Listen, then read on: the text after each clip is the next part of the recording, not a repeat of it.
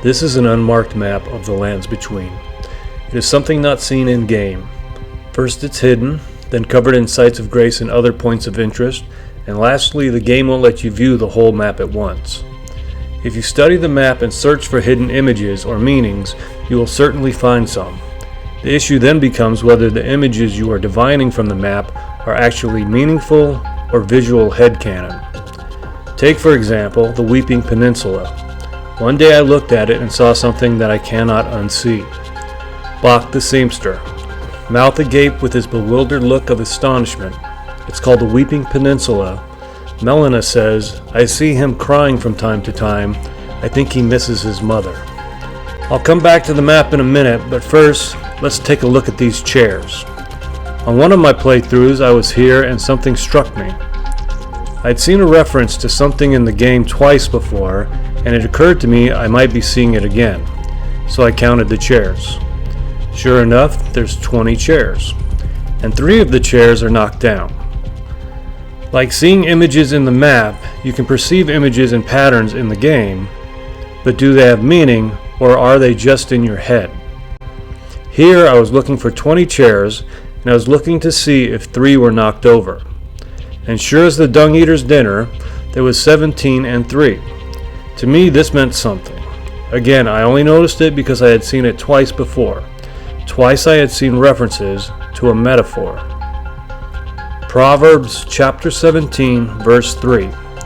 The crucible is for silver, and the furnace is for gold, and the Lord tests hearts.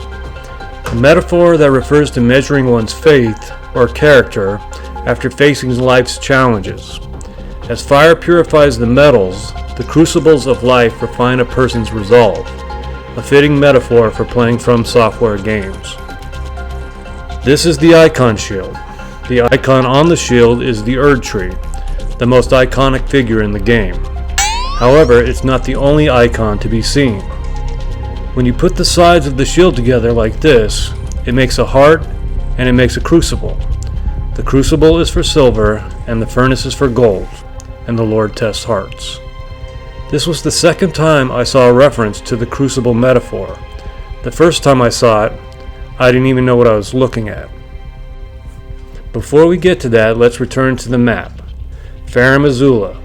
Placidusax has used his godlike power to move a city, conjuring a tempest to raise it into the sky since time immemorial. But from where and why? There's a swirl in the water near the bestial sanctum. It matches the swirl of the tempest of Farum Azula, but only after rotating the flying runes 90 degrees to the left. I am one of many that believe that Farum Azula was ripped from the jagged peaks. So prior to Marika's ascension, I believed that would put the jagged peak right about here. This would put Farum Azula near the bestial sanctum, the shadow tree chalice near the Erd tree, and the suppressing pillar in the center of the 6 divine towers. So let's put the city back on the mountain at the rotated 90 degrees. The start of a bridge points straight to the isolated tower. Before the first bloom of the scarlet rot, you could take the Farum Great Bridge to the bestial sanctum, a bridge from the sanctum to Farum Azula, and another bridge from the city of ancient dragons to the isolated tower. But again, where did the mountains go, and why did the city arise?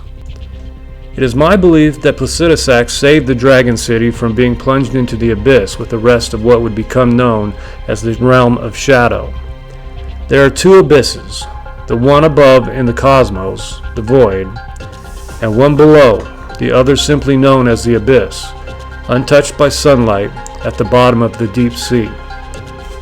Marika cast down the sacred lands of the Hornsent and the gates of divinity, every trace of the horrors that befell her people. Even her own home, Shaman Village, all of it, all of the nightmares submerged to the deepest depths. The lands became the realm of shadow.